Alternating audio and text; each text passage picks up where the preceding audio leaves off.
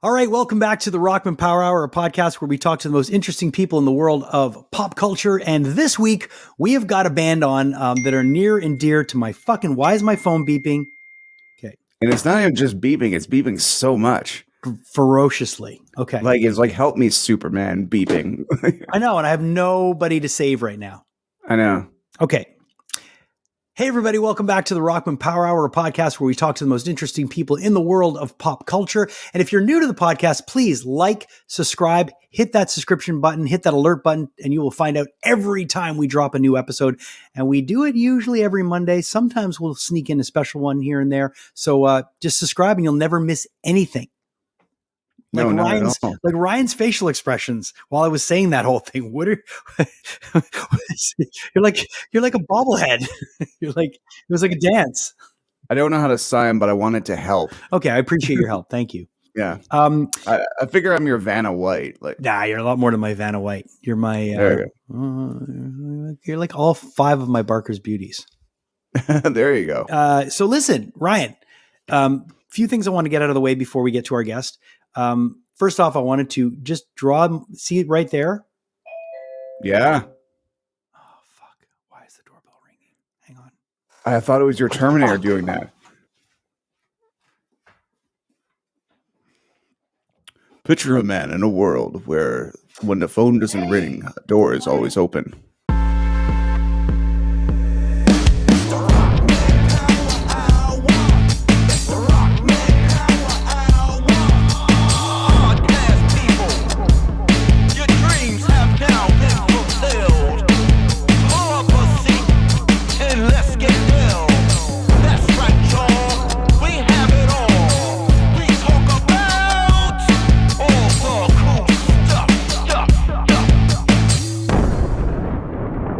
Hey, everybody, welcome back to the Rockman Power Hour, a podcast where we talk to the most interesting people in the world of pop culture. And this week on the show, we have got an incredible band that if you don't know, you're going to be really, really happy you're getting introduced to them. And if you do know them, you know exactly what we're going to be talking about because they are awesome. But before we reveal who our guest is, which you probably already know because you've seen the thumbnail when you clicked on this, either way, doesn't matter. I want to draw some attention to a few things that are new today.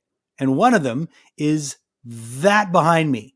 And I wanted to give a special shout out to Pure Arts. Now, Pure Arts are a company that you and I work with quite a bit for Montreal Comic Con. And last year at Montreal Comic Con, Pure Arts unveiled the T1000 statues that they had for pre-order.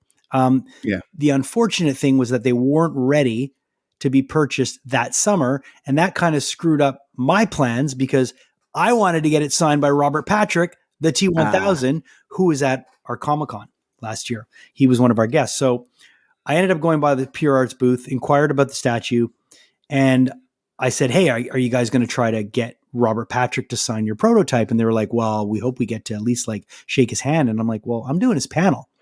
Let's get those things up on stage. So we ended up speaking to Cliff, our program director, and we found a way to get them up on stage during the panel. Robert liked them so much that he invited Pure Arts on stage, and a good 10 minutes of the panel was about the statues. And then he signed them live in front of everybody. So it was just a great moment for everyone. And they mentioned to me that we're going to send you one of those as a thank you. And so I got it the other day, and I said, well, this is staying up in my room as a permanent display behind me when I do the podcast because I absolutely love it. So if you're noticing, because I do get people that message me, like I had a cereal box there for a while. It was a Reese's peanut butter or Reese's Pieces or Reese's cereal, you know, the Reese's stat. It was a box, and it was a special box. And some guy messaged me and he's like, what's that cereal box that you have behind there? So I know people sometimes tend to look around at what we have in our backgrounds. And if you're noticing that is from Pure Arts, and we absolutely love them for hooking us up with that for the podcast. And we might be doing some stuff with them in the future in terms of giveaways. So keep that on the old radar. A big thanks to our title sponsor. If it wasn't for Heartbeat Hot Sauce, this podcast would not exist. And they are absolutely incredible. I'm cranking it up a notch today, Ryan. Okay. And I'm bringing this one out. And this is straight from the fridge. This is not from the reserves.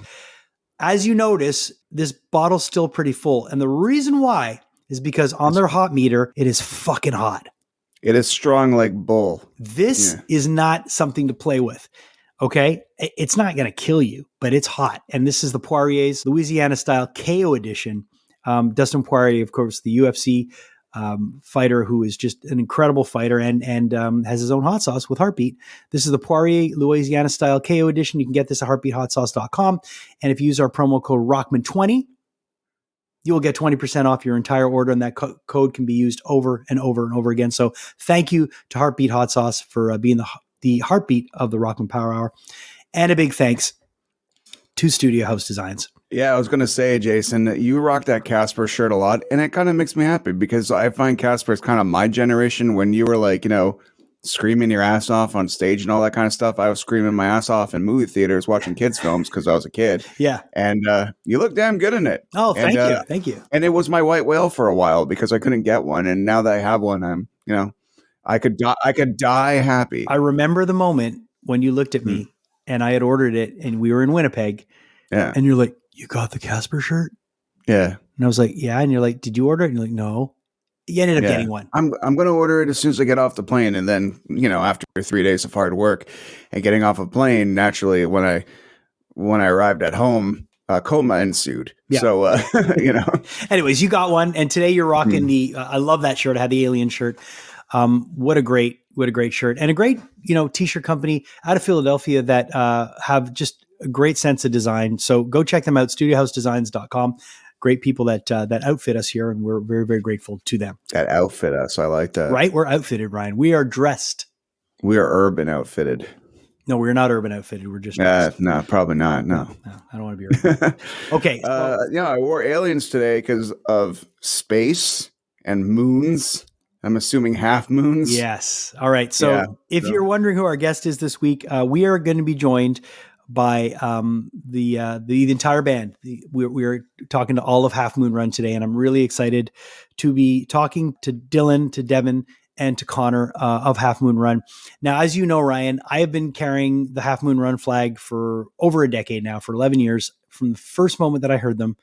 And I tell the story in this of the first time that I got the record and how I really, really pushed as hard as I could to get this band played on show, because to me, they were the best thing I had heard in forever. And I still feel that way. You say, I want to die on that hill. Well, I would die on the Half Moon Run hill because I believe in them that much.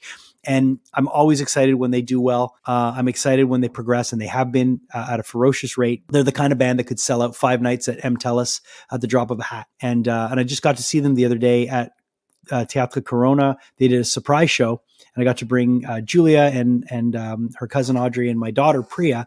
And it was just such a treat to see the guys live again, because it had been about a year since I'd seen them. And they got a new record called Salt. It's coming out this Friday, and it's Half Moon Run, man. They're just built different. They're literally built different, Ryan. You'll never see 3 guys fill a space so much as these guys do. They're multi-instrumentalists. They change instruments during the show over and over again. Dylan, who's their drummer / keyboard player / bass player, it's just bananas what he does.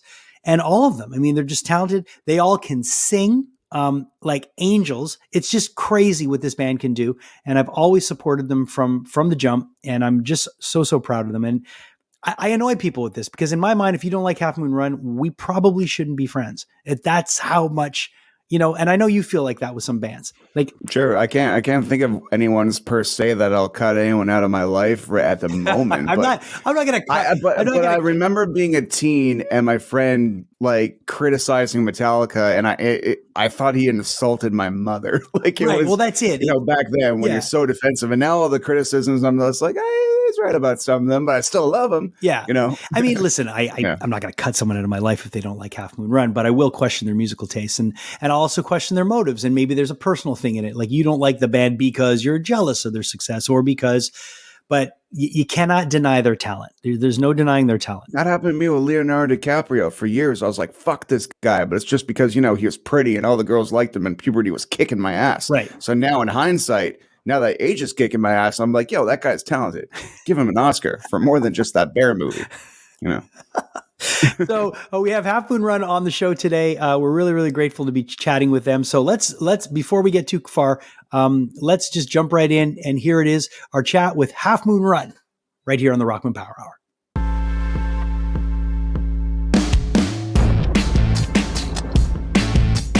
Okay, I am joined by Half Moon Run. I've got all three members with me, which is really fun. This is a treat because I've seen you guys have been doing press today, and you've all been kind of going off in your own direction to get as much done as possible. But you took the time to all join together and chat with me, and that means a lot. So thanks for joining me.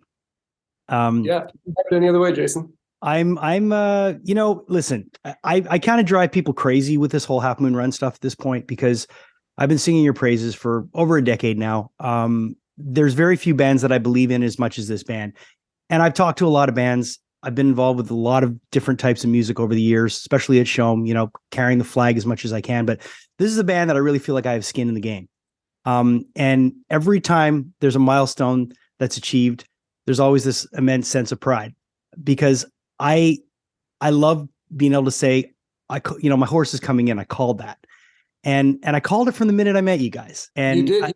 You bought when we were still a penny stock. You bought your Half Moon Run stock. I did, and I feel like I'm cashing out on Apple now. It's amazing. Oh yeah. No, hold. Wait till the record comes out. I'm convinced it's going to happen on the fifth record, but that's a whole other conversation because all the great bands, it really, really happens later. And that's a good thing because then they're going to just dive back and grab your back catalog. But regardless, we're here to talk about Salt. The new record drops June 2nd. I've had a chance to sit with it in many incarnations because you guys sent me early mixes. And I just listened to, I guess this is the final because MP sent it to me 2 days ago. And I said, can I just get like the closest thing to where these final mixes are at? And she's like, this is the record. So the first thing I thought of, it's a bouncy record. It tends to bounce. It tends to be also, it doesn't feel like it has a lot of chains around it. It feels like it's very free. It feels like you guys are just like hearts open, just like, wow. You know what I mean? Like you really, to me, when I listen to it, I'm like, these guys don't feel like they're working in any boxes. They're working where they want to work and they feel free. Is that the feeling when you guys were creating this? Yeah, man, that's funny because several of the songs, we didn't even use headphones. Like normally in a studio, you'd be on headphones listening to each other, but we'd be in the same room on this, just no headphones, no metronome, and just playing like we would if we were rehearsing or we would on stage, and that's like super natural and freeing. And the tempo can go up and down, but it doesn't really matter as long as it's not too much. And yeah, so it did feel free a lot of the time. It's the function of the process. Like we don't have a label anymore. Our record deal is over, so we just have a distributor now. So in terms of being confined in some sense, the label would definitely put some of those constraints on a band for better or for worse. And also, normally we would rent an expensive studio, and you'd have a time constraint as well, where you had to finish it in whatever it was, 4 weeks or something. And that wasn't the case either. We recorded it at our own studio or at the Treehouse, where our producer has his studio. And so, there comes a certain point where you have enough experience to be able to be confident that the ways in which you're breaking convention are going to be okay. Like the way that Deb just described.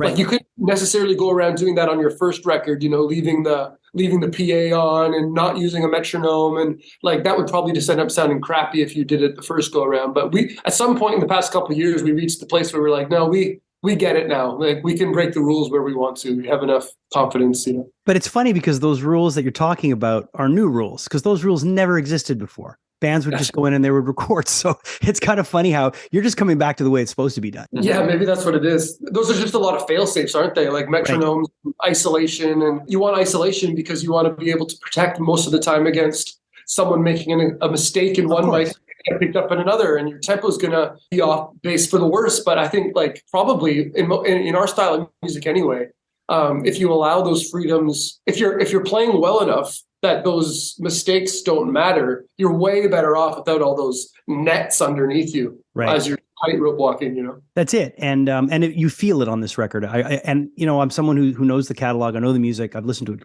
a lot. And on this one, I just felt like, man, the guys feel free. They feel, and now you're telling me all this stuff, which I didn't know about, being independent and all that all makes sense. So it comes across. Yeah. By the way, that thing you said about a fifth record, during the pandemic, we released those 2 EPs and they had about 6 or 7 songs each. Yeah. And then at one point we released it as one big, beautiful vinyl. And we called it Seasons of Change and Inwards and Onwards. And it's got 12 songs on it. And I always considered that our 4th record.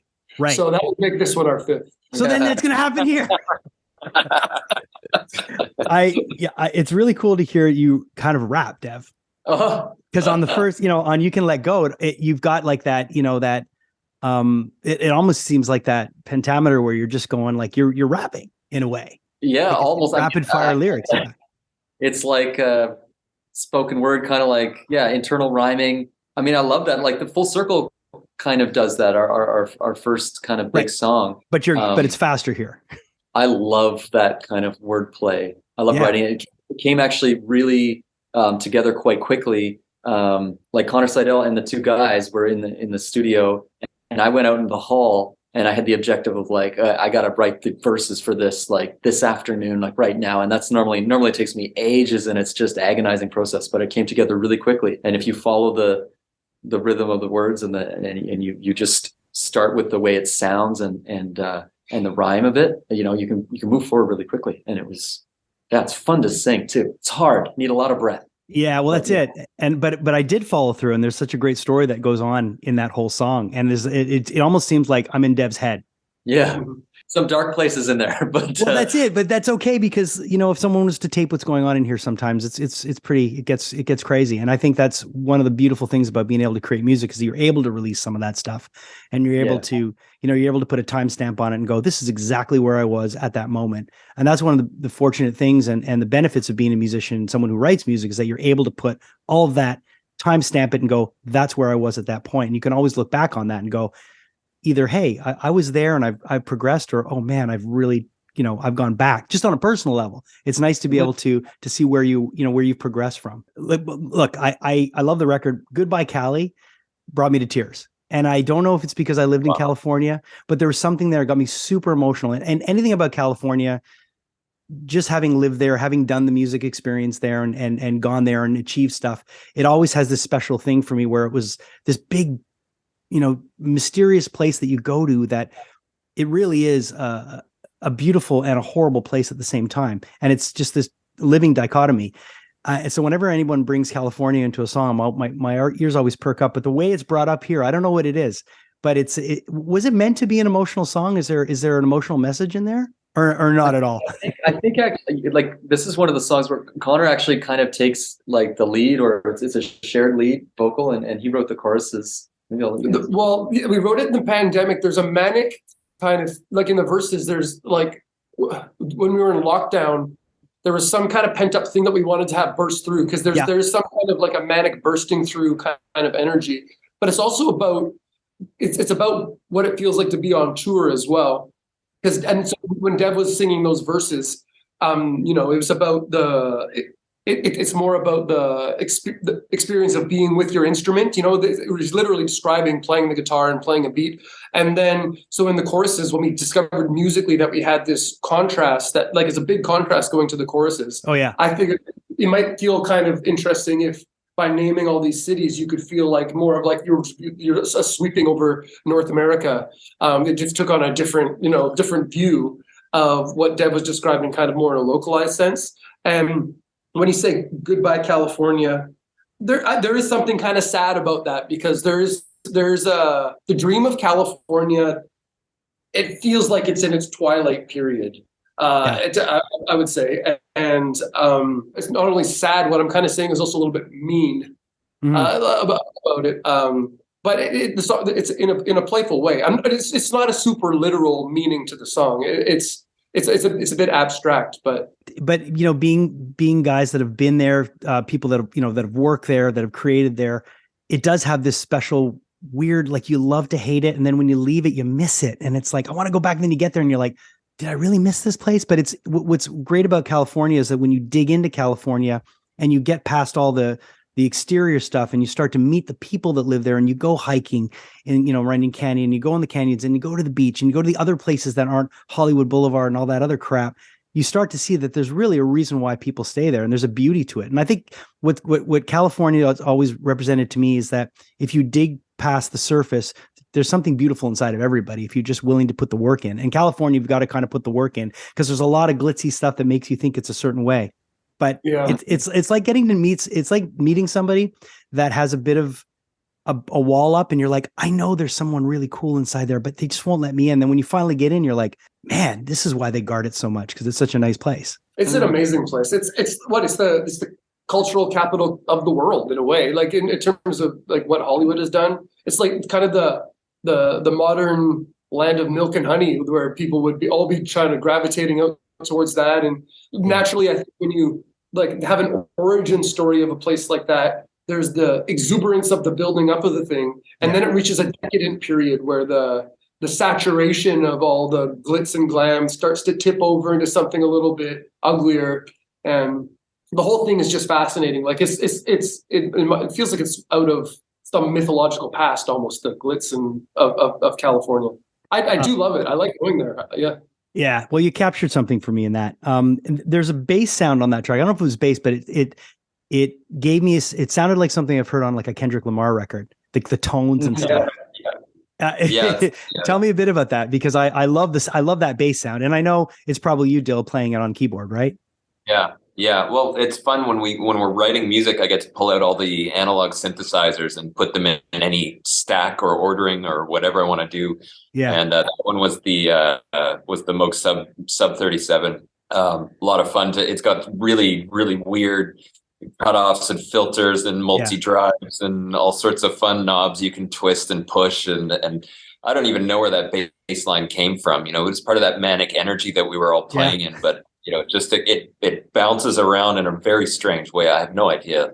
Yeah, it's insane. It's great. It's great. And when I heard it, I was like, first time I heard it, I'm like, I got to figure out, because I love making connections. I like saying like, I heard this kind of, and this might be influenced by this. And when I'm right on, I'm happy. But when I heard it, I'm like, where did I hear this? And I went on a Kendrick record, and maybe he's using the same plugin or whatever. But it was just cool to hear it come up in your record. I got to go with Kendrick Lamar record now.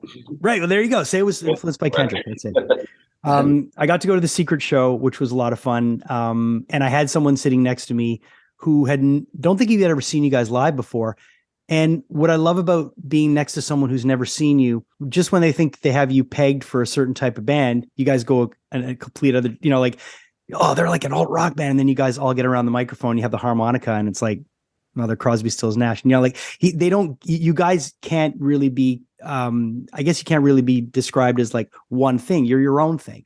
And that's always been the great thing about this band. When you get people that see you for the first time, do you find that's a reaction that you get? Like people are like, wow, like I didn't realize you were so eclectic.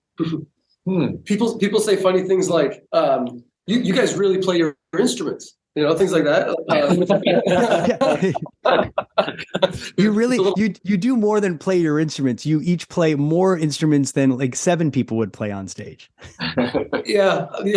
I guess they're just, maybe that's becoming less common to see people, just like, an instrumental focus is maybe not necessarily what people are after as much these days. I don't know. In terms of the eclectic part of it, we explore a lot of different styles, I guess. And when you put it all in front of someone in just like a 75-minute thing, it seems like we go all over the place. But right. Like it's hard to imagine yourself on stage being viewed for the first time. We never have like an intention to be like, oh, let's do like a straight ahead indie rock record with all these rules. We just blaze ahead with whatever is like the most fun or whatever feels like the most poignant or interesting, and we don't really care about the conventions of a genre, right? Which is great. Which makes I think it's what defines you guys, that you can't be defined, and that's the beautiful thing about this band. It's like Half Moon Run's just Half Moon Run.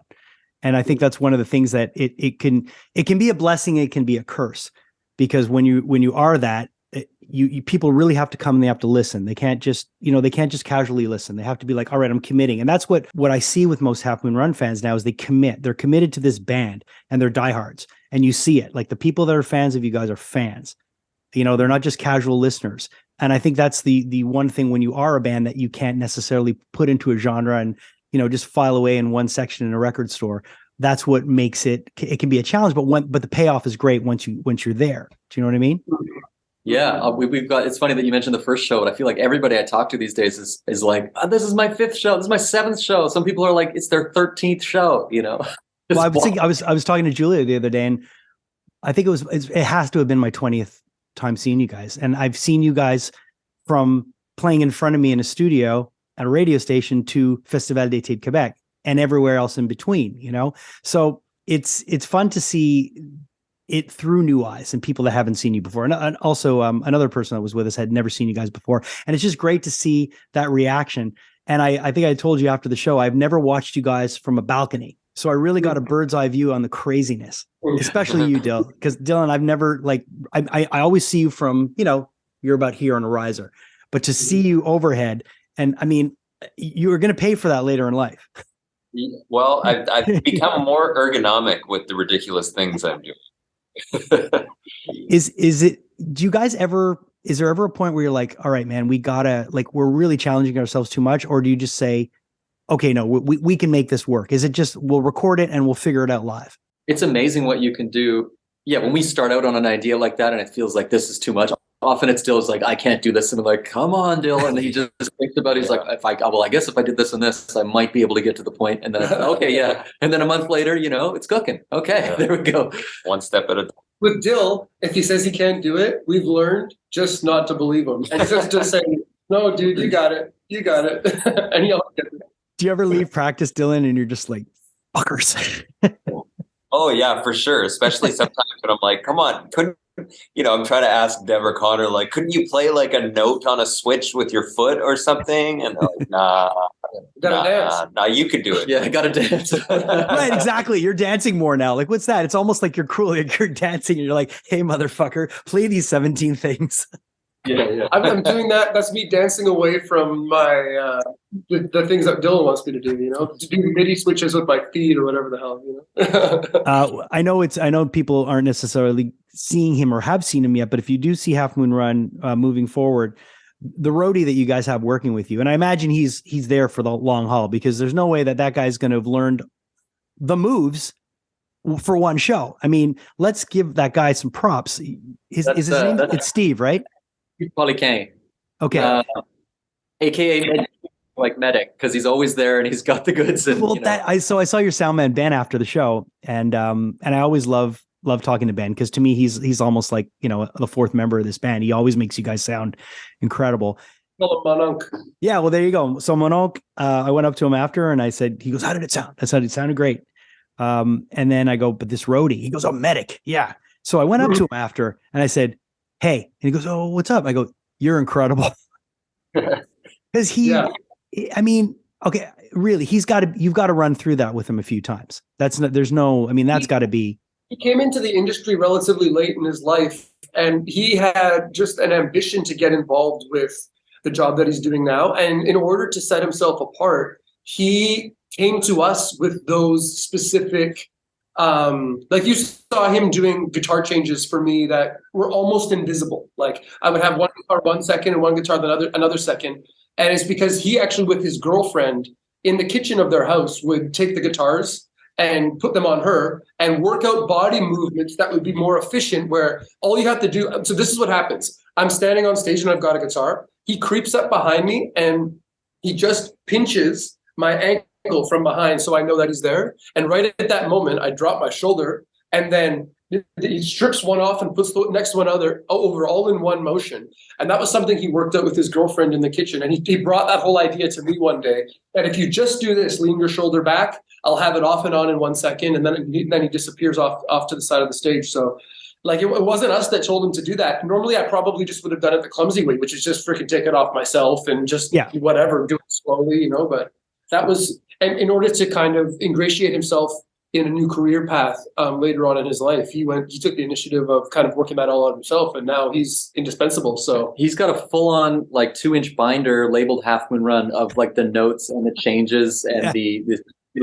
particularities of our setup and everything. And so he will guide the whole setup and teardown of our whole stage show without us even needing to be there. So it's so fitting that a band like you guys, who take it so seriously, and I know many bands that have come in and out of Show'em, played for interviews, and that they have said we practice in the same building as them, and like they're there when we come in and they're there when we leave. So I know how hard you guys work. I haven't even asked you guys about this, but I know just from people that'll tell me they just got off the road and the next day they were in there for 9 hours. So I know how much you put into this. So it's just fitting that you have a roadie that practices with his girlfriend or his wife in their kitchen. I mean, that's the only roadie you're going to need. Half Moon Run needs someone that committed. Yeah. It's a really endearing feeling, that little pinch on the ankle, because I just know he's there. It's like, it's subtle, but it's really supportive. It's like this really feeling of, I've got your back, like I'm here and you're about to, I feel like I can just, and I don't even look back. I take the guitar off without even looking. And it's wonderful to have the stage crew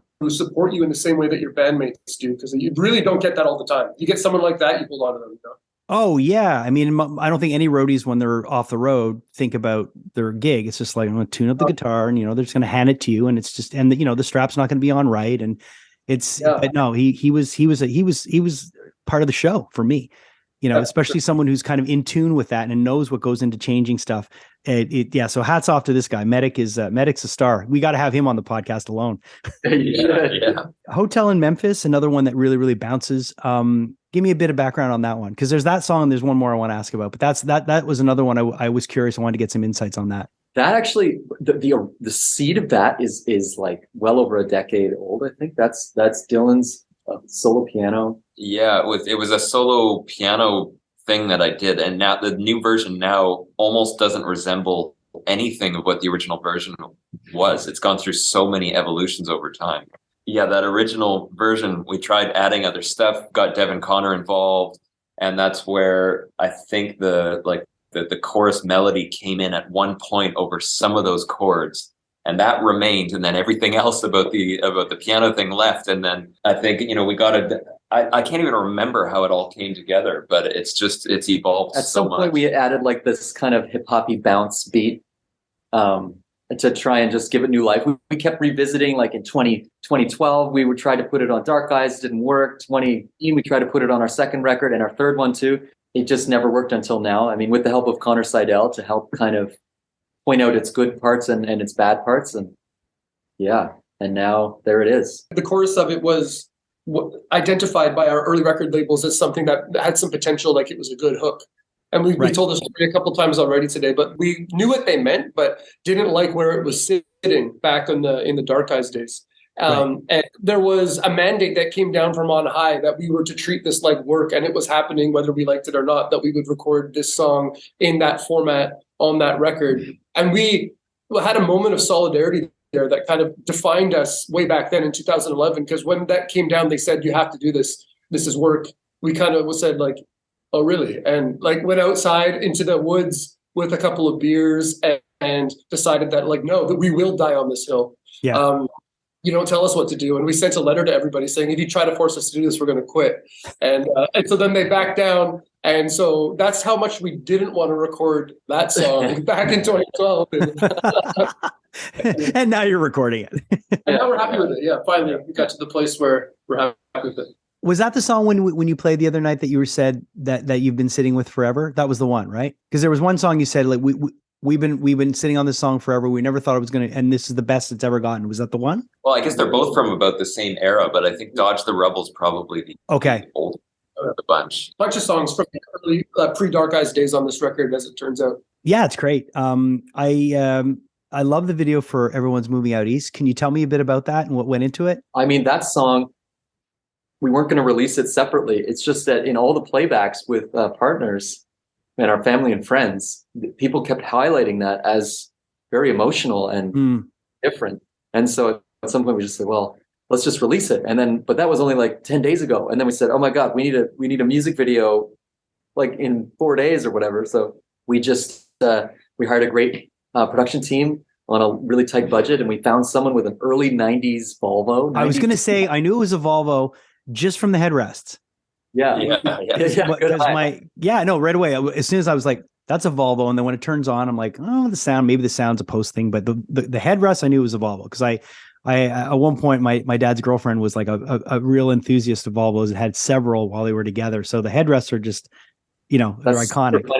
As we talk about the video, you get these Volvo enthusiasts come out of the woodwork, But it was like a 92 Volvo and with very low kilometers on it. And we drove out east to Kamouraska, and it was kind of like each of us, like in the concept of the video is kind of like we're all leaving together, but we're all alone. We're not actually driving together, and that's kind of in the spirit. It's correlated with the spirit of the song, which is kind of like at the intersection of beauty and sadness and yearning and wistfulness and kind of saying goodbye and wanting to go too, but you can't, or something like that, somewhere in that little intersection dancing around. Yeah.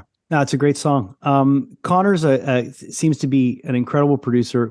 Every time I've tried to meet him, like we were messaging each other, like he's like, I'm here. I'm like, I'm upstairs. Let's meet after the show. I've tried to meet him so many times just to be able to say hi in person, but everyone I've talked to says he's just this remarkable dude. Fairly young in his production too, but tell me what's special about him, because it seems like a lot of people want to work with him, and he's just got this thing about him that he just has it. Can you tell me what it was like working with him? He's just got boundless energy, and he's self-described as a finisher. Like, we're great at like starting ideas, but you know, some of these songs have been around for 10 years. We keep taking a crack at them and they just don't get done. And it was great to have him be like, this is working, this isn't, let's just go down this path. And then you get to the destination finally. And that's kind of a rare skill set. It's so easy to start with a spark and then you lose your way and you just abandon. And we've got a whole list in our jam space of ideas that are in that state. And he's the guy that is the missing link. And he knows how to make it a professional recording without it feeling like you're going through a professional recording experience. He makes it easy. And engineering chops too, though. Like he's a master engineer. That's what everybody's telling me. Like the guy's just on the cusp. I mean, and I think people are going to start, coming to call for him a little more than before, which is great for him. It's only a matter of time for someone like, someone like Adele is going to come knocking, and then all us Montreal people are going to be left. Don't forget us, Connor. Don't forget us. You're going to be sitting there. You're going to be sitting here with all these unfinished ideas. Like, fuck, we need our finisher. Yeah. It's kind of like in Pulp Fiction when the cleaner shows up, clean up the situation. He's the finisher. He's the guy. The record comes out June 2nd. It seems like you guys are touring ferociously for this one. You're going to be on the road like crazy. Like you mentioned at the beginning, this is the first time you're really independent, and you guys can steer the boat. I was at the merch so I brought my daughter to the show. My daughter had seen you before, but she got to come back after, and she was so happy. And we went upstairs. We were sitting on the balcony, and she's like, "I want to get a shirt." And I told her, I go, "Okay, but I'm taking you to Boy Genius next month." And I said I would buy you a shirt at Boy Genius in Toronto. I go, "I'm not buying you a shirt. I know you're trying to manipulate me." She goes, "No, I got paid for my job. I want to buy my own shirt and support the band." So she went downstairs, she got her shirt. And then I was talking to some of the gals behind the merch table, Fanny, and they were saying, yeah, we're helping the band with marketing. And so it seems like you guys are able to kind of assemble your dream team of who you want to work with because you're in control. Is that a nice feeling? Yeah, it's a game changer. Because you can, I don't know, you have these personal relationships, whereas before with a bigger label, you might have like, there's just mystery folks out in some other city that are doing work that you're not really aware of. But now we get to touch base on all these different facets and delegate, responsibly and knowingly to great people like Fanny and Super Cool, which is the name of her business. Yeah, it feels more like a family. Well, that's it. It feels more like it feels more like you're working with people that they have a track record you've worked with before. And then if you have a certain territory that you want to put a little extra lean on, you're able to hire independently, right? Yeah, it's a great scenario. It takes more management, of course, but it's a great model. And we have, not to say we have a distributor who will help us, find partners and consult on things, and they provide some label services. Yeah, of course.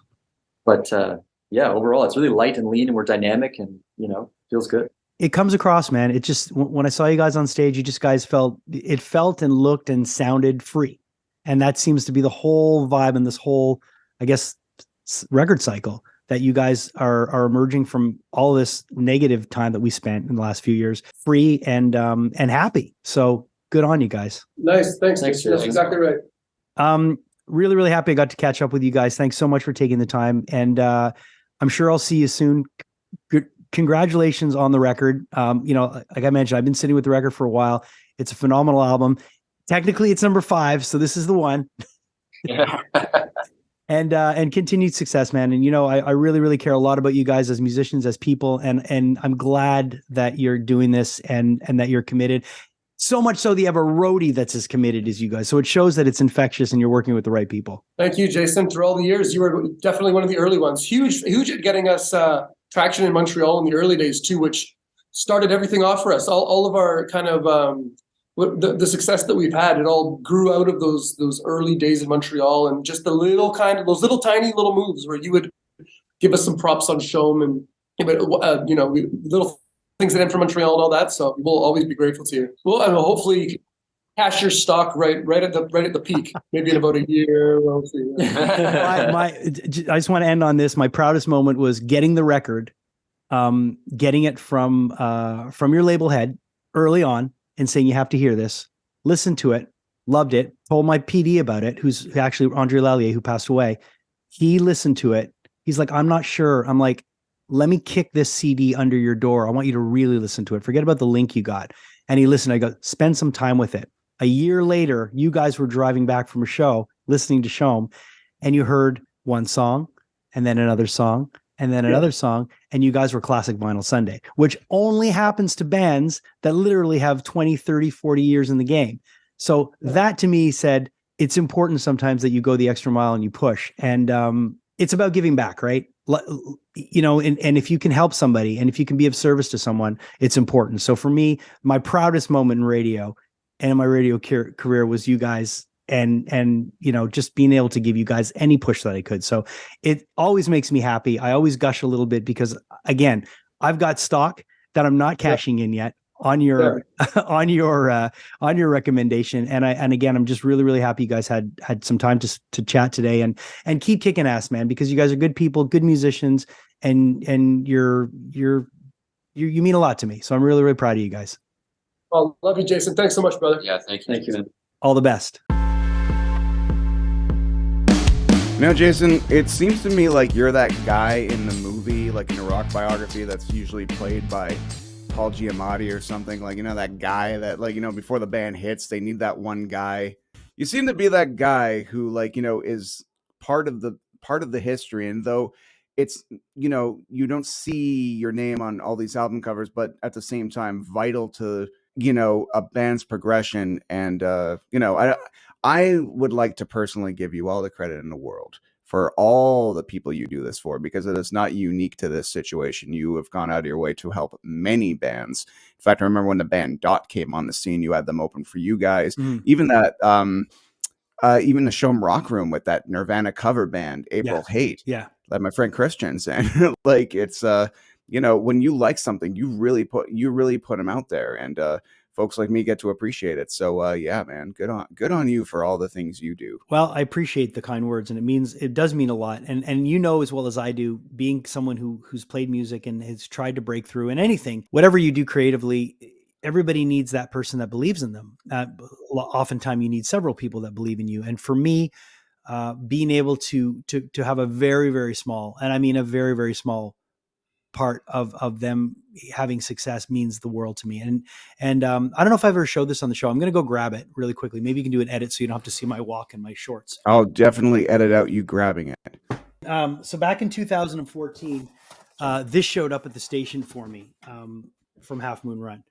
And damn, this was a gold record. And at the bottom, it says presented to Jason Rockman to commemorate the sale of 40,000 units of Dark Eyes. Now, this is the first time I've ever received a gold record. And I know, if anyone... This is the first time I've ever seen a gold record. Listen, I never got one for music for myself. And that's okay, because this means more to me than I could have ever imagined. If I received a gold record for myself, yeah, it'd be nice. But this means everything to me, because I like to live my life being of service to people. I like to try to help people as much as I can. And when this arrived, man, Ryan, this fucking was a game changer for me, because it made me realize my position at radio can help people. It can change people's lives. It can really, really make a difference. And it cemented that. So when I got this, I was really emotional. And this record will always mean the world to me. 11 years later, and I think it's platinum now, and or more maybe. So this changed the game for me. It made me realize I can do a lot more good helping people than hoarding it all to myself and going, I'm going to write the fucking hit song of the world. Like, who cares? Dude, my time's passed. I know that. It's okay. But I can really, really help people with the position I'm in. So that's kind of the way I like to live my life, as you were mentioning before. But yeah, when this showed up, it meant the world to me, dude. It meant the world to me. And then I got another one for their second record. But I that's incredible, dude. Yeah. And I love I love Half Moon Run. I really, really do. And Julia and I, our producer, have seen them. We were talking the other day. We've probably seen them over 20 times, and we've seen them from the smallest venue to the biggest stage at Festival d'Été de Quebec in front of 100,000 people. And every time they're incredible. I've never seen a bad show. So really, really happy we were able to chat with them the week of release. The album's coming out this Friday. It's called Salt. You Can Let Go is a single you can hear everywhere now. And we go into depth, as you heard, we really went into detail on the record and got some insight, and it was nice to catch up with the guys. So thank you to Half Moon Run, and thank you to everyone involved in helping us get them on the show. Thank you to Heartbeat Hot Sauce, the heartbeat of the Rockman Power Hour. The Louisiana Kids. I would love to hand this to you through the screen and have you down a bottle of this like you like to do, because this one would definitely get some reaction. Don't do it though, whatever you do, because this one's really hot on the hot meter. I think I've down enough hot sauce in my day. Yeah, you have. You've definitely gone to the mat for Heartbeat. So use our promo code Rockman20 and get 20% off your entire order. Also, thank you to Studio House Designs for their incredible t-shirts that they furnish us with. They always make us look great, and we really, really appreciate them. And thanks to all of you for joining us on this journey. And thanks to AKG as well. I'm loving these microphones, Ryan, and the headphones. Loving them. So definitely check out AKG. We use the C214s on this podcast, and we love the way they sound. And thanks to all of you. Thanks to my co-host, Ryan Stick. Thanks to our producer, Julia Kajerski. And make sure you like and subscribe. Hit that alert button so you'll always be alerted. Oh yeah, and just to say, we recently hit a milestone. We did. We got 1,000 subscribers on YouTube, which is great, and we've had thousands and thousands of views on other videos. Like Alex Lyson just took off. Yeah. Like if we had a subscriber for every viewership of Alex Lyson, we'd be partying on a boat. Well, I don't know about that, but listening to Biggie. Are you kidding? Oh my God, it'd be awesome. Actually, I would like to do that, but it is. We should do that. Of course, it would be a little shitty dinghy and stuff like that, and it would be out of our iPhones and no speakers, but still boat party. It'd be big pimping. But we should get one of those rafts, dude. One of those rafts where you stand up and stuff, and we have the thing, and we're just like 1,000 subscribers and t-shirts. Let's do it. The problem is, that 5 people would unsubscribe just to put us back to $9.99. Something. I know exactly. It'd just be like, ugh. No, but really, the subscriptions mean a lot, and the thing is, a lot of people will watch stuff on YouTube, like you mentioned. Like we've got people that have watched a lot of our stuff, but just subscribe is a commitment, and it is a commitment that means a lot to people that produce content, because it really does get you into that next level where you can monetize on YouTube, and believe me, monetization, it's pennies at where we're at, but it was a milestone that a lot of us really, really were excited to hit. So we are at that now. So thank you for all of you who've subscribed, and if you are listening, just slam that subscribe button, smash it, as they say, and we will be very, very grateful. And until next week, we will see you again on the Rockman Power Hour.